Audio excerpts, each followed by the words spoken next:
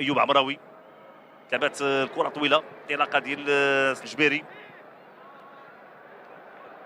محاوله وفرصه لفائده المنتخب الوطني المغربي. سليم الجبيري داخل منطقه الجزاء، فرصه تسديد سديده، هدف اول لفائده المنتخب الوطني المغربي.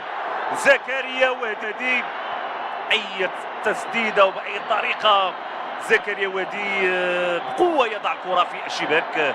هدف اول لفائده المنتخب الوطني المغربي.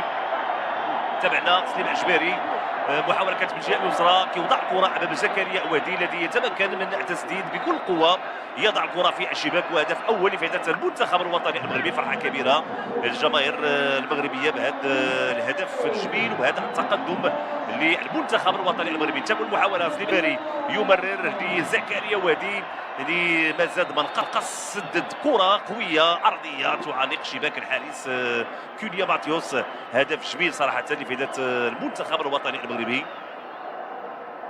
قلت بأن التسديد يمكن يكون حل من الحلول في هذه المباراة، والمنتخب الوطني المغربي هو من وصل للشباك وهو من وجد الحل بواسطة زكريا وادي، يعني فريق مولمبيك البلجيكي.